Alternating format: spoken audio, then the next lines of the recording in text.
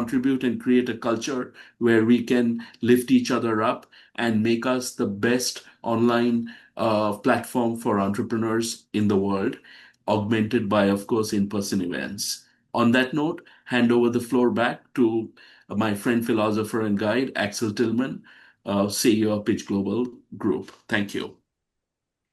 So my first interview partner, and it's my great pleasure to have him join our conversation, is Raymond Zhang from Honda Accelerator. Hello, everybody. Yeah, Raymond? actually, it's Honda Accelerator. Yes, can you hear me? Yes. Very nice to see everybody. Very totally agree with Casey here. I think the ecosystem, entrepreneur helping each other, corporate helping entrepreneurs, and investors helping entrepreneurs, and all the three parties working together is actually very critical for the success of everybody in this community. So couldn't agree more. It's a pleasure to be here, Axel. So Raymond, it has been a few months. I'm very excited to hear what are actually the milestone updates out of set by you. I read a little bit about many exciting things that have been happening. You are very much in everybody's mind, but love to hear what the current updates are.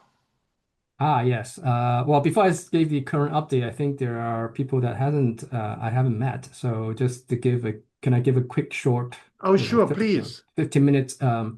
So our team is called Honda Accelerator Venture, actually. We are doing two things. One is the accelerator part, which is, some people call it open innovation. So basically it's introducing startup to the internal teams in Honda to facilitate, start with POC and maybe then go with joint development and sort of collaboration opportunities. The second piece is the venturing part, right? We actually are part of the venturing arm of Honda, the motor company, but we actually do a lot more than automotive. We invest in early stage startup, typically $1 to $5 million check size. And there are two kind of general big area invest in. One is, of course, around mobility. Our goal for 2050 is zero fatality. So you can imagine there's a very a high order to make sure we have zero fatality by 2050 on all our vehicles, right? So which really, if you think about it, it's a lot to do with AI, with safety, with collision prevention, with kind of how to be safe even during a collision. So that's easy to understand as AI robotic technology. The second piece is that because Honda has been the biggest engine manufacturing in the world, to be honest, is we produce about 10 million engines, including not just cars, motorcycles, but all the other kind of Honda gear. So the challenge we have is how do we make sure it's sustainable? So the second piece is actually zero carbon in all our products. So we are doing a lot on energy. We're investing a lot on energy, on recycling, and also carbon neutrality. So if any startup wanted to talk to us and in those areas, happy to engage and see how we can work together. So in the past, before this year, we have invested in multiple technologies around energy sourcing and battery, EV, recycling type of technology. This year, it's been a slow year, I would have to say, compared to the previous year, as most of you can probably see. So up to now, we have invested in a motor technology, actually, that doesn't use magnets, right? So this goes to the theme of how do we create mobility without impacting the environment. So one of this is, we don't dig out the rare earth metals from the earth. That's one way to do it. So we invested in one of those company. The other one we have not officially announced, hopefully I think it's either today or early next week, is around semiconductor, AI chipset, actually. One of the problem I think most people realize these days, AI it consumes so much power and energy. And it wouldn't particularly work in a car because, if we're going to go with EV, and you drain a lot of energy and electricity out of the battery, it doesn't really quite work. So we are investing in a company that's going to have a very low power consumption for inferencing for automotive. So that's sort of happening this year. This is very exciting news, but you also are on the borderline. If it supports the health of the driver, you could be interested in supporting technology out of the healthcare market as well. That's right. One of the things that we have been looking at for many years now is to how do we know the state of the driver in the car, right? And that actually faces a lot of challenges. It's not just vital sign we need, but also how do we, take a look at the vital sign while the car is moving, while all these vibrations happening in the car. So that's very much health related. And it's not just about driving. We also, if we can help the driver and their family understanding health, because car is one of the part of your life, so it's another kind of modality where you can actually help people with health as well. Yeah, especially if you could intervene in street rage, if you can detect the early signs and lock the doors before anything happens, would be a wonderful interaction for. So take us through the process. A company thinks they are interested, to which we also have to preempt they should really study what you're doing, right? They think they are interested, they are contacting you. What's the next process? Right. So I have to say, just come to us. We actually have multiple members in different pieces. This is actually global operation. Where our team is North America. So just come to us and talk about your opportunity, and we can explore whether how well that will fit into it. If actually, so we will decide. We think of ourselves actually it's a gateway between the Honda R&D team. There are many R&D teams inside Honda and the external outside world with a startup. So we will do kind of matchmaking in thinking about, okay, so how do we fit into the overall strategy? And if there's applicable, which business unit we should introduce to. And we work very closely with the internal teams to make those introductions. When the POC actually do happen, the money actually come from the business units. It's not from us because we want the business unit, if they want to do a project, they have to have a skin in the game. They want to continue, have a longevity to the project and really fits their roadmap. So we want their commitment upfront. So. Has it happened in your history? I know from other CVCs, they have a lot of technology portfolios that Honda is also offering startup companies access to technology portfolios inside Honda? When you say technology portfolio, licensing technology that Honda has, which you think is applicable to the startup company and would accelerate their growth? Yes. So we actually haven't not had a case. I have 2 or 3 requests at this point, actually from the internal business unit and say, hey, we have this IP. I think it's going to be helpful for something, but this is not the business we're doing. Can you help us to talk to the startup and see if we can work together and take advantage of those together? Interesting. Yes, definitely, that's an interesting area that we have not explored too heavily, but it is actually seems to be out there, and we're looking forward to those opportunities as well. And I think I read you have about $75 million annual budget. Does this include you annually can invest up to $75 million minus the cost of operation? Yeah, so what happens is our team actually started off just a 100 accelerator in 2017 up till maybe 3 years ago. And then 3 years ago, Honda think, well, you guys did such a great job because we actually do a few dozen POCs every year with the startups.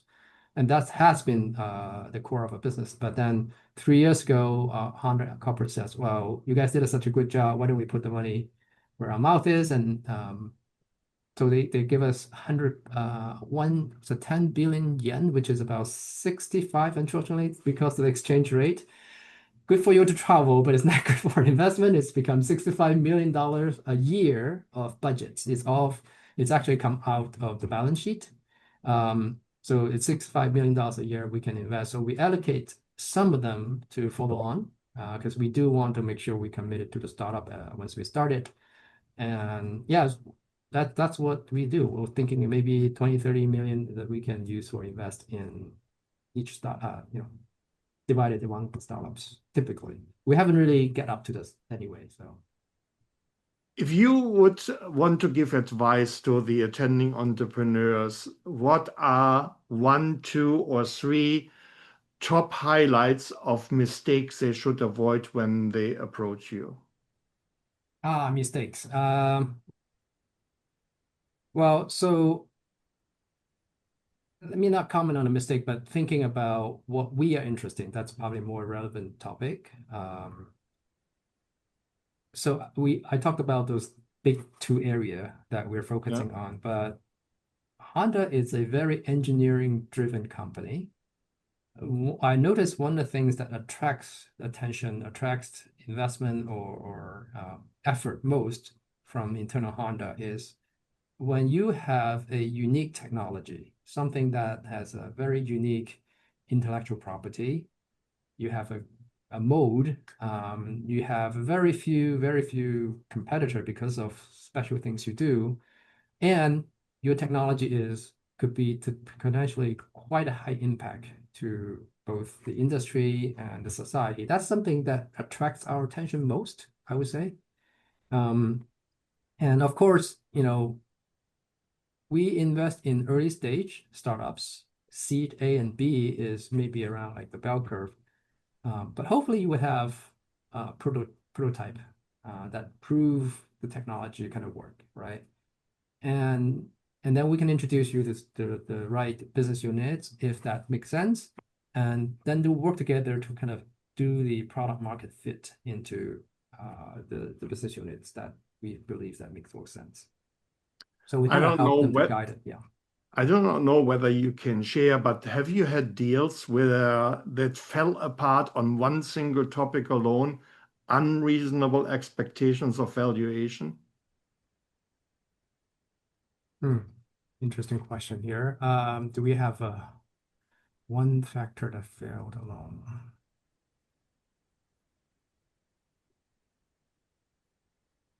So we at Pitch Global are teaching a lot of things, and I just acquired from one of our big mentors and ecosystem partners, Dr. Chris Apfel, spreadsheet technology, I have to actually say, where you can plug in multiple rounds of investment. And ultimately, for the entrepreneur, you find out even if they want to go high initially, if they go much lower, it makes at the end only a difference of 1 or 2 points, right? So therefore, I actually advocate worry less about the valuation and worry that you get the money to get to the next step. Yeah, so that's interesting. It's bigger. The answer is bigger than the questions, I think, because for us, we are focusing on strategic value more than the financial return, right? There are 2 views in the industry today, right? One is more closer to the financial VC side, where they wanted a quick return, they wanted to have return their funds if possible. So they're really looking at how much money the startup can bring them in their financial side of return. So that they really look at the current business tractions and whatnot. We are on the other side of the spectrum where, yes, if your returns great, but for the whole business for Honda, we wanted to be able to help our product, our technology, and we wanted to have a partner that continue to work with us and do things together. So we care more about the strategic value than the financial value. In that sense, we are somewhat flexible in the valuation. Now, one thing to say is that if you have too high a valuation, you actually get yourself into trouble in the future too. So you have to be reasonable. You have to be, particularly in the early stage. If you don't want to get yourself in a situation where you have a down round in the future, right? That's really not good for morale and not good for other investors to come in the next round. So you have to balance that. We doesn't care as much. We don't want to be, the valuation have too much, but we really drive to see if we can create an opportunity where we can actually work together with the collaboration, with a little bit of, we just usually do maybe 7-10% equity is just get observer seats. It's actually what we're trying to make sure that we could do that for important startup that we invest in, right? Is there any single audience question right now? Otherwise, I will thank you so much for the deep insights. It is for me always a big pleasure to have you. And when you look at the back, it's so much a pleasure. You're sitting there on my backdrop from a great online in-person session that we had, which I enjoyed very much, and I hope to see more of you in the near-term future. Again, Raymond, thank you so much. Casey, you came already up, although you are up next anyhow, but you have a question? Can you, Raymond, shed some light on Honda dealership networks? Because we have a company here, we are mentoring for CA government long term. They sell AI customer service to dealer networks and all, and they have very solid customers in Turkey and Europe. So how, if someone wants to get in, partner with your dealer network, what tips would you give them? Yeah, that's an interesting thought. I have to be candid about this because there have been a few similar startup or something that dealt with dealers network side that came to us, and I have been helped push them into our team in North America, Honda America, which is based out of Torrance. Unfortunately, though, I haven't really gotten a lot of traction. Part of it is that so the dealerships looking for something a little bit more big, scaled up already because they didn't want to take the risk of working with the startup. So that's unfortunately still have a lot of this kind of thinking in the industry. That's my observation. Okay, great. Thank you so much. Alex has some questions. Alex? Okay, please go ahead. Unmute yourself. Yeah, let me step in. I mean, I did refer to the MIT study where 95% of AI POCs fail. Clearly, it's a hard problem. We definitely understand that dealers cannot risk pissing off their customers, but we now have proof that we are resolving 60% of the calls across 40 deployments and growing. So it may be worth to talk again. So Okay, definitely. time for caution was last year. Time for growth is next year. Right. Okay, Great. thank you, Alex. And I will forward your deck over to Raymond so he can study what you're doing. Again, Raymond, thank you so much. And Casey will now introduce our next speaker. Ben has not joined. His New York clock is somewhere completely off.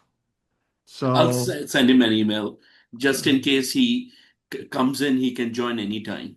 But now, ladies and gentlemen, it's my privilege to introduce a tremendous connector and mover and shaker in the Washington, D.C. Ecosystem. Brief background. We have been mentoring Lighten batteries and part of CA government funded mentoring. And Lighten received $650 million from US Exim Bank. And this group, the US Battery Assembly and Manufacturing Coalition, helped them with it. And just as a side note, Lighten introduced me to the former chair and CEO of US Exim Bank, and she attended event at Capitol Hill, DC, with 15 congressmen. I co-hosted on behalf of Alliance Indus Foundation, which where I'm secretary and board member as well, as in addition to my role in Pitch Global. So on this note, we are really privileged to have Gabriel Joseph share the wisdom of how Lighten got 650 million and how under the current admin up to 25 million has become loosened.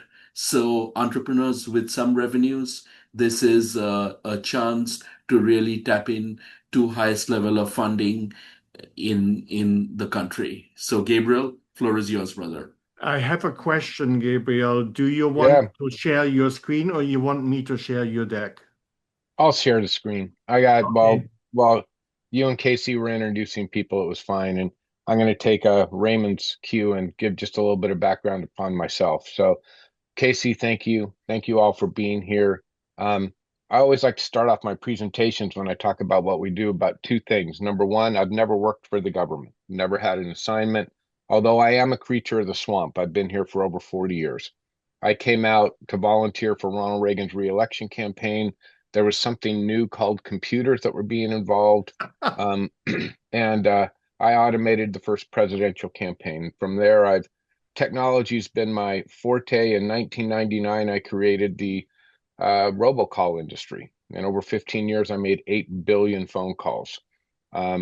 Figured out a way to be able to do that very fast. And yes, I'm the person that created that. So I learned a long time ago that it was you could spend $40 million trying to find the 10% of the people that liked your product and take you 3 years, or you could spend $40,000 and call everybody in the world and find the 90% of the people that hated what you do, but the same result, much faster. I have been connecting with people in technology all of my life. Obviously, we're dealing with AI and energy and cryptocurrencies and the like. And we offer our services as the United States Battery Manufacturers Coalition, Assemblers and Manufacturers Coalition. It's a coalition of businesses that are looking to, for lack of a better term, there's a lot of great ideas that are a tree falling in the forest that if you knew they existed, they would become the best thing since sliced bread. And we help with that. We don't do it as a charity. The interesting thing with what we do in lobbying and connecting is you cannot work on performance. So entities that we work with have to have some measure of assets, but every entity that's existed in America has equity. I'm going to pull up a PowerPoint presentation now and I will go through this quickly and hopefully we can have some questions after. Need to share the screen here. Share. Share. All right. Is that on the screen for everybody to see? Yes. Great. Well, I suggest you go to presentation mode, which eliminates the sequence. Okay. There we go. Perfect. Does that help? Yeah. Okay. Very nice. So, as everybody, if anybody who's been involved in watching the administration since before they were elected, we have a transactional government that is looking for great ideas to fund that help accomplish their goals. It is evident that energy and pharmaceuticals are the focus of that. There are programs out there where entities, particularly if they accomplish these goals, can very quickly, and I'm talking about in a matter of 30 to 45 days, obtain up to $25 million. It can't go over $25 million in the particular program I'm talking about. And it doesn't even need to go to the board for approval. These things can be managed through senior vice president, executive vice president, and knowing who those people are and knowing what the focuses are is important. XM Bank is one of those. XM Bank is the Bank of America. They're commonly referred to out in Washington, D.C. here as the Bank of Boeing. All of these large Boeing purchases that you hear about where a government's buying 100 or 300 jets, Boeing goes to XM Bank and gets the financing for it. Because the terms for financing these jets are much better than what commercial banks offer. Typically, these loans are 15 to 20 years at 1.5% above LIBOR. Now, one of the entities that we've dealt with that I've been authorized to talk about by their CEO, Dan Cook, is a company called Lighten, which is a Silicon Valley company that's been in existence for 15 years. They came to us in October of last year. By February of last year, they had a commitment, February 6th to be exact, for a $650 million XM loan at 1.5% above LIBOR. I'm going to switch screens here a little bit and go to here. So this is XM's website. Can you still, is everybody, I'm still sharing the screen, okay? All right. This is a particular page on XM's website that says Make More in America Initiative. This was created, reauthorized in 2019. And for lack of a better term, if you can do something to help the American businesses screw over China, this is where you want to be. So if you, and what Lighten has is a lithium sulfur battery that does not use any rare earth minerals. And you can check out this web page. Again, I'm just showing it briefly along these lines. I need to move up here. This is Lighten's website. You know, they're powering an industrial revolution. Lighten has a very cool story about their 3D graphene battery technology as part of it. But what Lighten won funding for with XM was primarily the fact that their batteries have a higher performance than lithium ion. They do not require any rare earth minerals.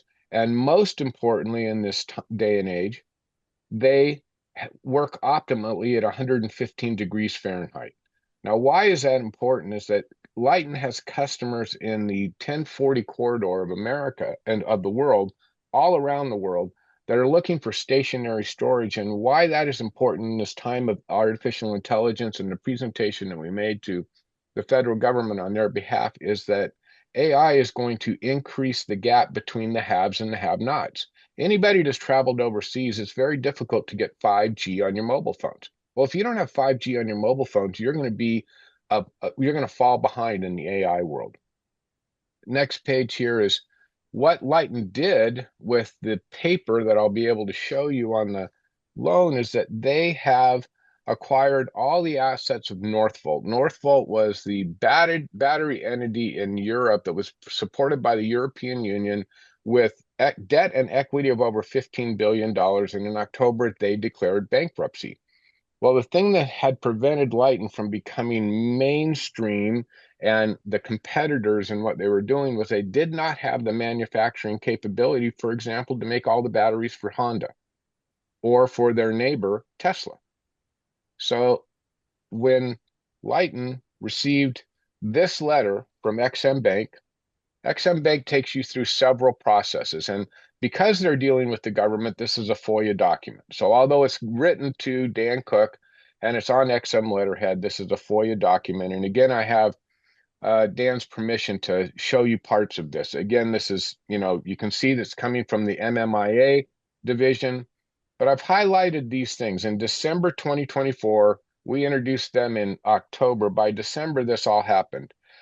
XM does two things. First of all, they give you a letter of interest, which means that you had to present to them to say, we're interested in this. Now give us all of your financials. And the financial review that XM takes people through is probably more difficult than anything I've seen from a commercial bank or a venture capitalist. But they're not looking for equity. What they're looking for is, can you pay back this loan? The highlighted yellow part here is very important. They went from a letter of interest to a final commitment initially of 221 million with a preliminary final commitment for another 429. But at the same time, when we were looking at this, the Northvolt opportunity came up. So if you can see down here, XM threw in another 25 million, which hits that thing that I was talking about, to be able to acquire manufacturing capability in Poland and bring it to California. Because the thing with XM Bank is you have to export a product, okay? You have to export it. So this is just a review of that. I encourage you to reach out to XM if you want to know more about this. Getting back to my presentation, and I'll blow this up again. Next page. What we do and what in connecting people is, you know, we're focusing on these four things right now that the government is very interested in. Energy, production of energy.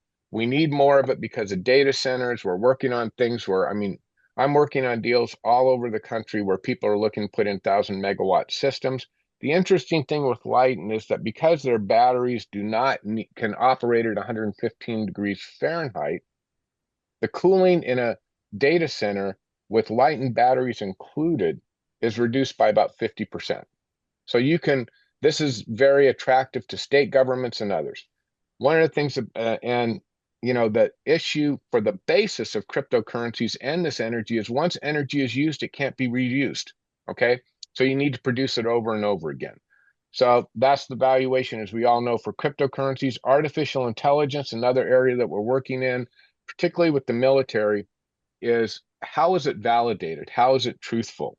How is it working on things? And so we're working with a company called Eighth Parallel, which has come up with a program that essentially does that. And we've introduced them to the Army, the Navy, and the Air Force and the Space Force because commanders are needing to get this information and know it's the truth, finding the citations and others.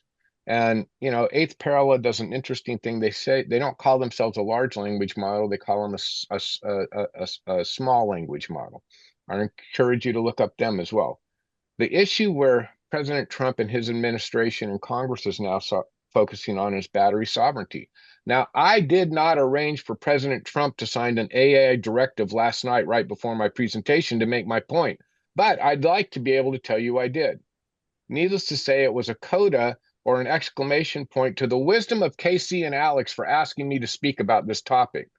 And there's Fortune 500, ladies and gentlemen, and there's Fortune 1, the United States government. And if you can get the United States government to notice what you're doing, be a tree that they see and notice, they're throwing money after stuff right now. I mean, just take MJ Minerals. That entity is not going to produce enough rare earth minerals for Lighten to be able to buy as the second largest battery manufacturer in the world for another 3 years.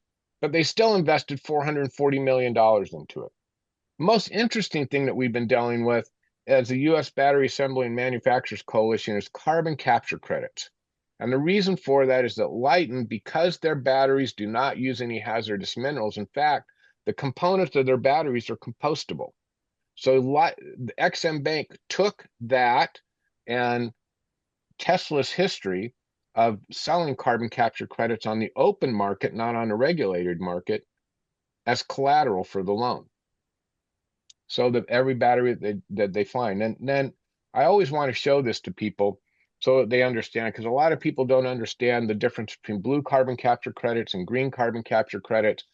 Elon Musk and Tesla, and this is a report of all the $11 billion that Tesla has counted in carbon capture credits in the past 6 years, 7 years, 8 years, or since 2016 to 2024.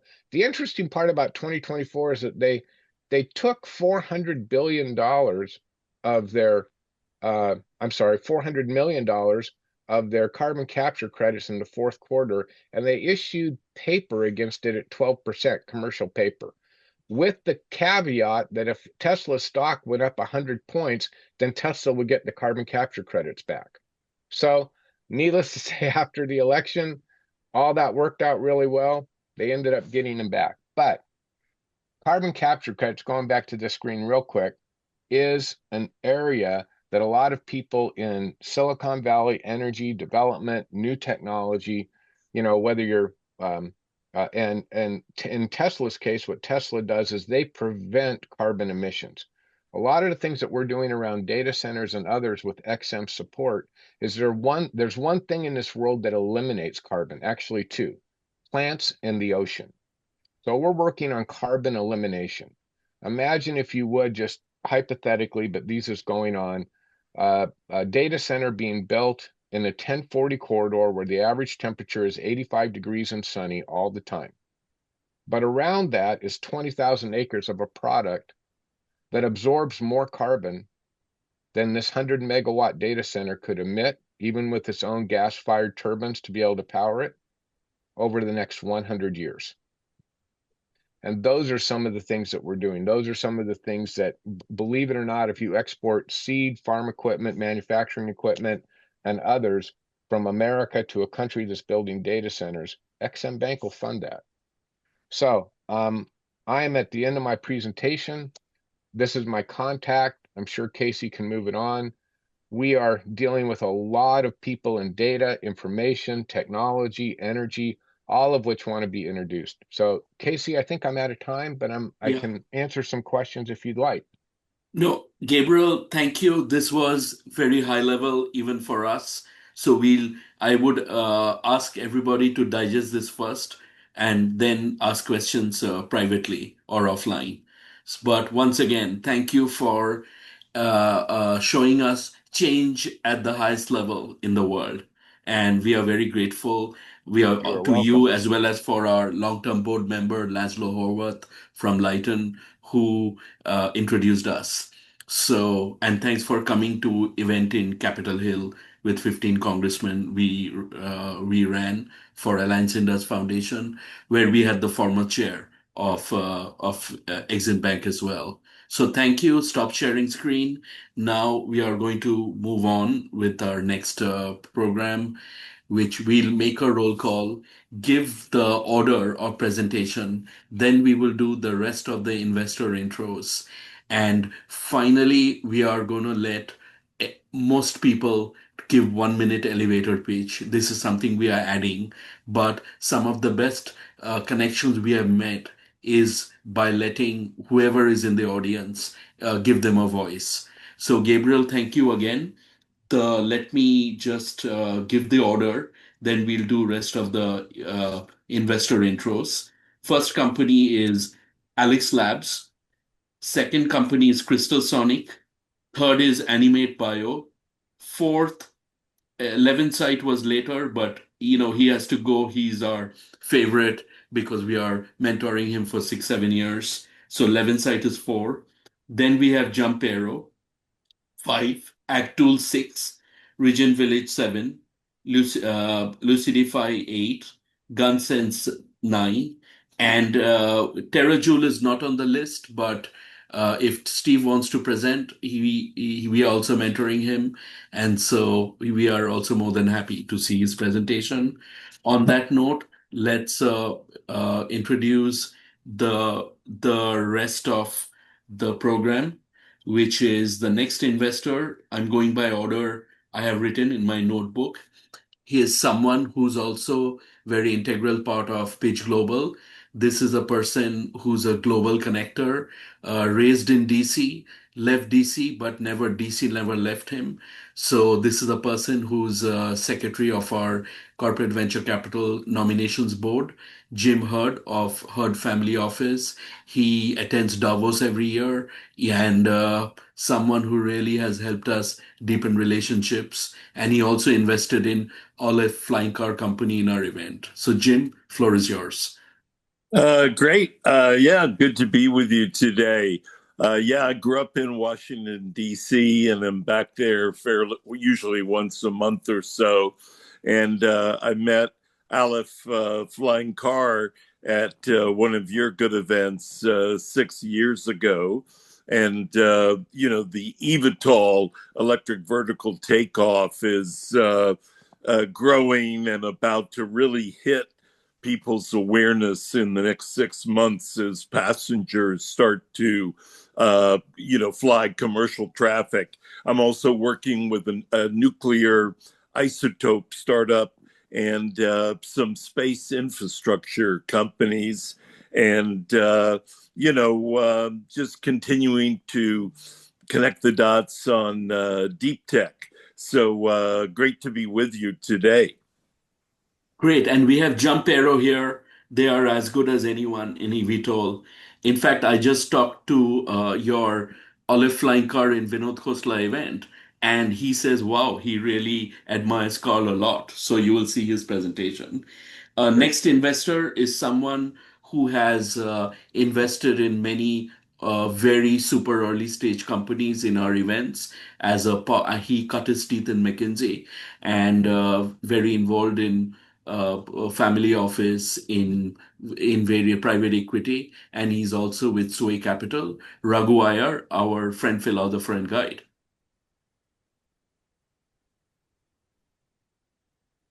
So Raghu was here earlier. I'm sure he is there, but he is currently muted. Okay, he will. We will. I'll text him once the other. He says he has a conflict from 9:30 to 10. because All he's right. running another meeting.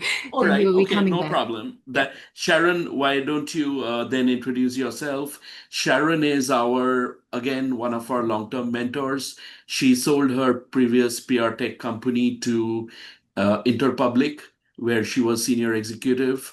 And now we have started new company in Singapore, which will cater to CVCs, fund of funds, and really high end. And Sharon is our executive director for Silicon Valley Access PTE. She's also a startup advisor to governments of Singapore and Taiwan. So, Sharon, brief intro, say hi. Hello, everyone. Happy Friday. Thank you. Your Sharon is someone who makes change happens, very well connected with investors. They fly her to Korea, they fly her to Singapore, or all the time.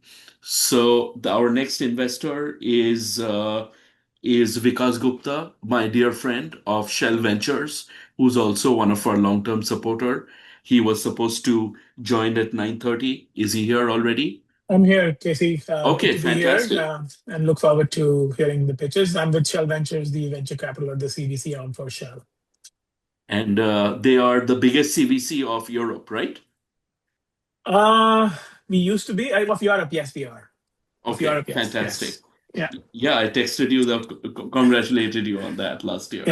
Yeah. Okay, awesome. Next investor is Jerry Hakens. He used to run Thai Global, SoCal, and very well connected with investor ecosystem in Southern California. We are always encouraging our companies to pitch in Southern California as well. There are companies like Expert Dojo and all. They've invested in many, many companies in our network. And Jerry is affiliated with us. He's also a founder of Innovate Capital. And Jerry, let's hear your update again. Yeah, good morning, good afternoon, wherever anyone's at. Great to always be on the calls here, and thank you for the opportunity, Axel and Casey. Yeah, Jerry Hykins. Formerly, I was executive director of Thai SoCal, which is one of 64 global chapters of the Thai Global Network, the world's largest entrepreneurial and one of the largest angel investor organizations globally. And happy to announce that I'm coming back on board part-time at the first of the year as executive director of the chapter again. And on the side, I'm also in the process of raising a venture fund, first-time emerging fund, to invest in what we refer to, my partner Arabian Prince and I, as diverse urban and rural founders who are traditionally overlooked by venture capital. And we're very interested in what we refer to as consumer cultural brands. So cultural technology and consumer brands that impact culture. And culture could be sports culture, music culture, food culture, sneaker culture. Arabian having invested in StockX back at the beginning, gaming culture. He invested in Twitch back in the beginning. So we're looking for founders that are doing things that regular traditional old time VCs just kind of don't get and understand. We are open to wanting to understand these founders who are getting overlooked. So Great. Thank you, Jerry. Our next investor was a long-term innovation scout for SoftBank for almost a decade.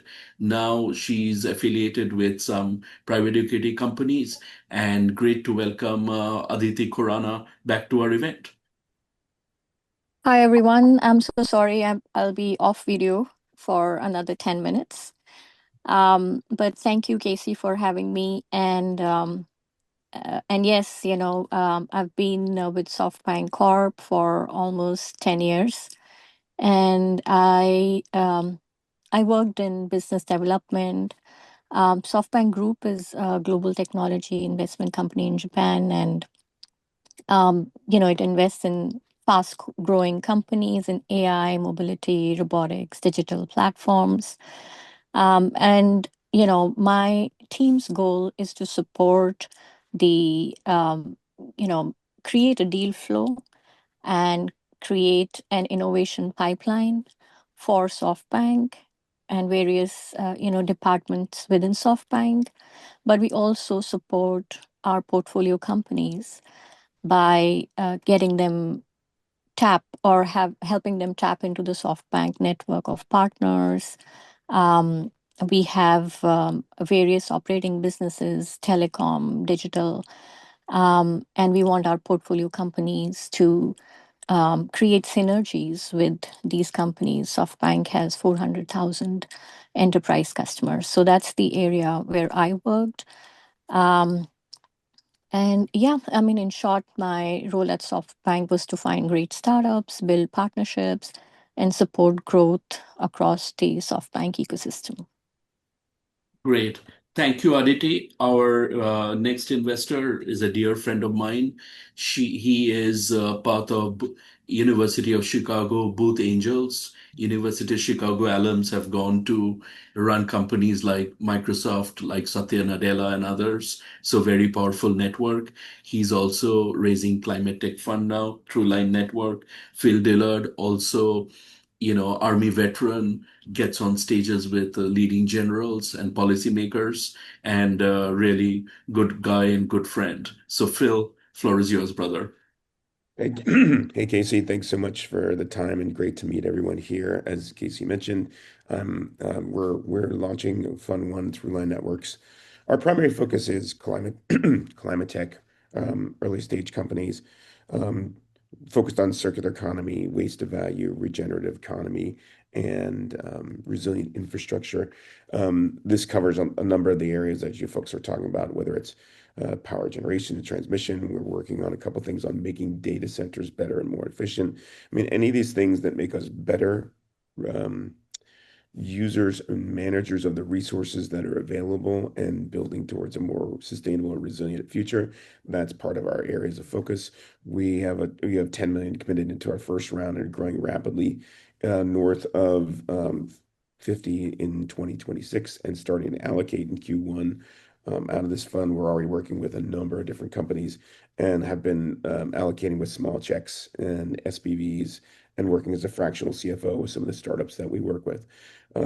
Very excited to connect because we think the shift in 2026 is similar to what I've heard here. There's a lot more hands-on. There's a lot more consideration of how do we better use natural resources for domestic resilience as well as external exports. And we're working with some companies that are coming into the U.S. as well as trying to get out of the U.S. As they grow from early traction into growth stages. And very excited to see who's here in terms of the solutions that are available, but also some of the investors that we can collaborate with in getting some of these concepts from early stage into the growth stages and also potentially co-investing alongside. So really happy to be here, seeing some familiar faces that I haven't seen in a while, and looking forward to just seeing how I can be helpful to anybody on the call. Thanks very much. Great. Thank you, Phil. Our last investor here, judge, is Jerry Baranano, who started and ran CA government programs and picked us as an affiliate 8 years ago and changed our lives. Now he's moved to Tennessee. He's become interested in health tech. He's EIR of Vanderbilt Health. He's also connected with Stanford Angels. Jerry, quick intro. Thank you very much, Casey. As always, you give a great intro. Let's just get on with the show. I love to hear about all these new companies. Thanks. Fantastic. Thank you. And our show also, there is method to the madness, and really excited. That's what we thrive for, boosting global entrepreneurs. We feel our ecosystem and culture we have built is second to none, and we can boost global entrepreneurs in a non-linear way, which often many others may miss the point. The first company, Alex Labs, is presenting from Sweden, and in our last event, they made senior director of Applied Material Ventures, $1 billion plus fund, and now they have had multiple rounds of meeting with Applied. So really excited to see the updates. They just closed to 14 million euro funding, but they are looking for 1 or 2 strategic CVC investors. So Jonas, floor is yours, brother. Thank you, Casey, and thank you to let us back on here and take me through the presentation. So, based in South Sweden, Lund headquarter, where we look forward to come back for the B round. Thank you very much, Casey. That's great. Wow. Perfect timing. So we have, why don't you just share what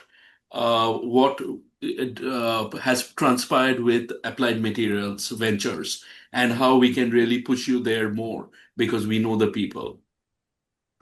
Yeah, so we have engaged with Applied. We had face-to-face meeting at Semicon in Phoenix a bit more than a month ago. And we're engaging on the technical level as well as the venture. The problem is always with its big organization is to find a sponsor within the organization that takes on and look into the technology and determines where we are and if it fits the company's strategical moves ahead. So that's the most important thing. But since we now also have developed customer cases, like in Taiwan, we also have a different kind of opportunity to offer anyone like Applied, Tokyo Electron, or Lam. So I think it's an attractive opportunity and still definitely time to dig deep into our technology. And we would be happy to find additional people in the Applied organization to meet up with. Great. And our executive director for our affiliate company, Silicon Valley Access, Sharon Sim, who you saw, she's also advisor to government of Taiwan. So we'll ask her to take a look and see if she can also push. And she also knows Victoria, who was one of the people behind Walden. So thank you. Stop sharing screen and do help the next company, Crystal Sonic, and they will also help you in Lam Research Capital's, investor global challenge. So next company is Crystal Sonic, and person presenting is Laura. She met Lam Research Capital in one of our previous online events, and they made a strategic investment in Crystal Sonic. And now, but they are mostly funded from Arizona government grants. So now they are really getting to the next level. So fundraising more. So Laura, floor is yours. Okay, can everyone see the screen and hear me? Yes. Perfect. Thank you so much. My name's Laura Bathurst. I'm a CFO and co-founder of Crystal Sonic. At Crystal Sonic, we're developing an innovative technology that utilizes acoustic energy to deliver significant value across semiconductor manufacturing, both in terms of cost saving and superior results versus incumbent manufacturing techniques, and ultimately driving the adoption of higher performing devices that are being demanded of the global megatrends that we're all seeing. We're based in Phoenix, Arizona, and a spin-off from Professor Mariana Bertoni's lab in the Electrical Engineering Department at Arizona State University. We're a team of 10, and we've received a lot of interest both from the industry, be it device manufacturers or equipment manufacturers, but also we've been the award winners, be it the Lam Capital Competition winners back in 2024, also the National Semiconductor Technology Symposium awards last year in Washington, D.C., as well as various awards for innovation in Arizona. We've been funded primarily to date through government grants of around about $7 million. So our motivation, sure, they've confirmed the pain points, and we have a bunch of feasibility studies underway with some of these major players.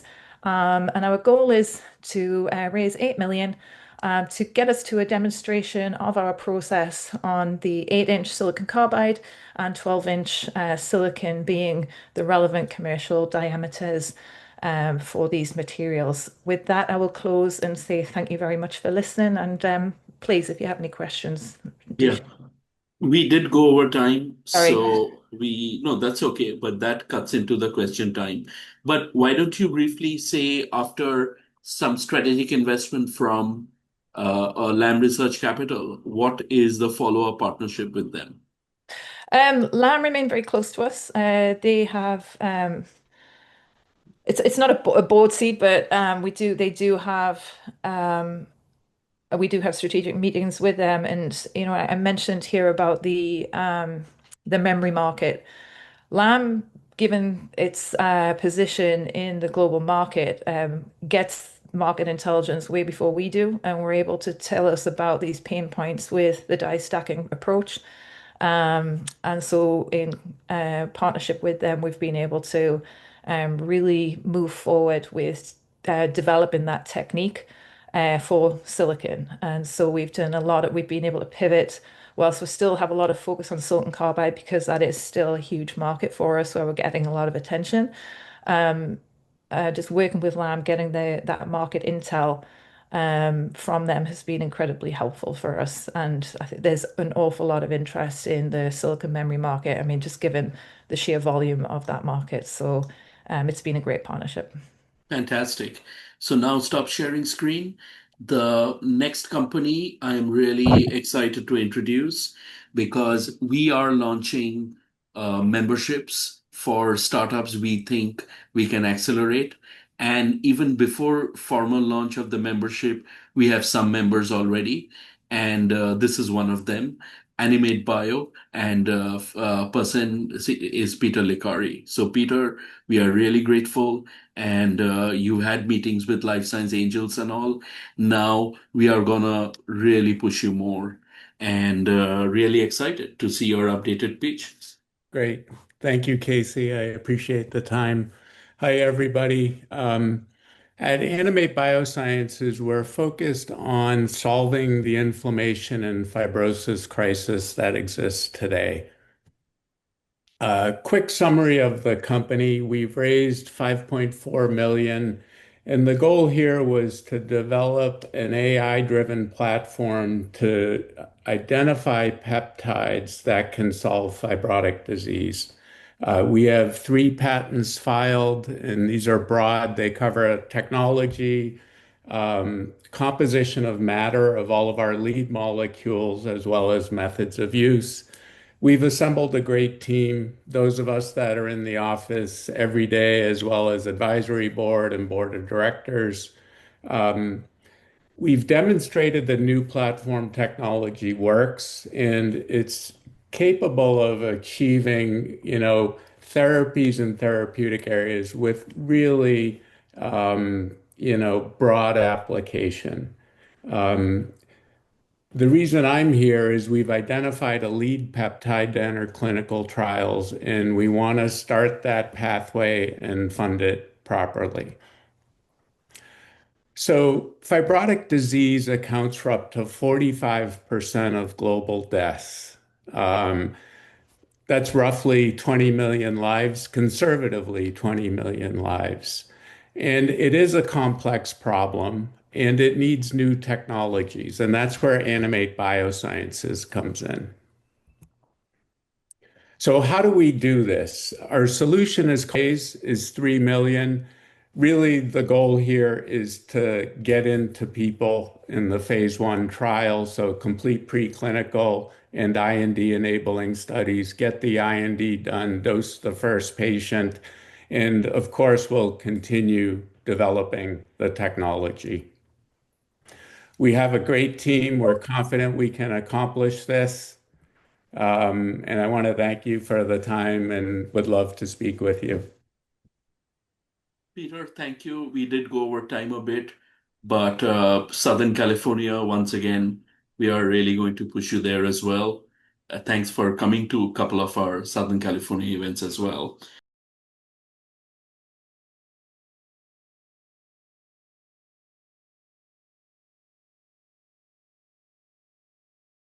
Great. So thank you. Stop sharing screen. Great to see you in person.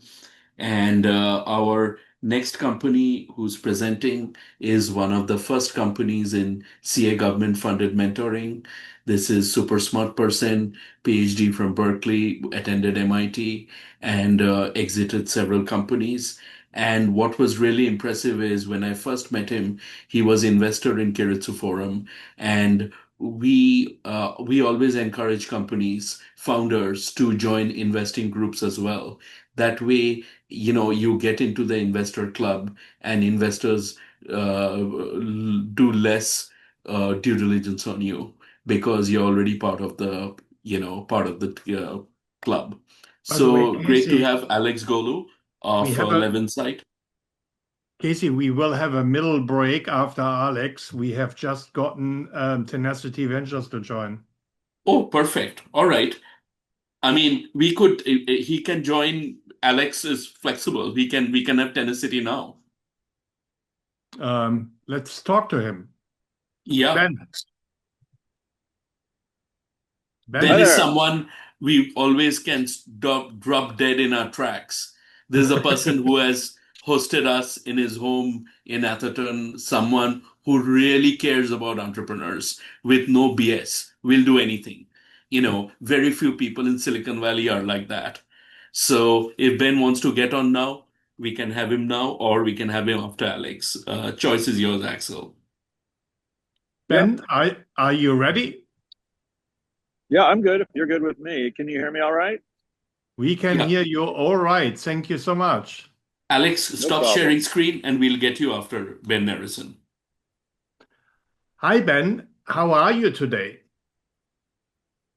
It's been a busy week. I was originally obviously going to be in the Bay Area for this, but I got excited about a deal in New York City and I've been chasing it ever since. I just changed my flights for the third time, but now I have to come home. So. Okay, it looks to me that you have to do one thing that you don't have to do in California: wear heavy clothes to protect yourself against the cold. So, Ben, tell us a little bit. Yeah, I actually had to take off my scarf. Yeah. Tell us a little bit about your history. You have a long-term history, NEA with venture capital, and tell us about the evolution of your thinking. Sure. So before I was a VC, I was an entrepreneur. I spent 25 years as a founder, from my first company, which I started at age 12, to an IPO of a .com of a company I started in 1993 and took public in 1999. After that, I ended up taking some time off. And I moved from New York City, where I am now, to the Bay Area, but by way of Incline Village, Nevada. So I ended up in California about 22 years ago. And I saw a pretty obvious gap to me, which was the gap in between venture and angel. Angel was a slow, torturous process to get a very small amount of money. But venture had just raised an enormous amount of money. So as an example, if you think about the evolution of venture, in the 90s, venture firms were single-digit hundreds of millions of dollars, maybe actually only $100 million. But with the coming of the bubble and all the explosion that technology provided, those funds routinely became, billion-dollar plus vehicles. And you don't really grow a venture firm by adding people. You do, but it's a very, very slow process because, these are people going to be with for 10 years. And it's just a very Sisyphean experience to try to get a job in venture. So I saw this gap. And the point of that is that the way you grow venture when you raise a bigger fund is to write bigger checks. So you had checks that were too big and checks that were too small. And in the middle were these smart people that now only needed a relatively modest amount of money compared to the past to be able to try out an idea. Seed back then was $500,000 to $1 million. It's what we now call pre-seed. So I started one of the first 2 institutional seed funds around 2007. Did that for 8 years, got to know, in addition to some phenomenal founders, over 300 tier 1 VCs. And a lot of them came to recruit me when I had some success via my founders, and I ended up doing traditional venture for about 7 years, mainly at NEA, Enterprise Associates, which is historically the largest venture firm in the world. I really love them. But they just continued their seed practice. And while I was not there only to do seed, I did late stage rounds. I really love seed. And so I spun out of there to do my own seed fund, which is Tenacity, which they supported. We actually have 40 VCs as LPs. And so now I seek out what I consider to be the best companies in the world, writing $1 to $3 million checks, buying 10 to 20% of those companies, and trying to be there for the whole ride all the way to the end.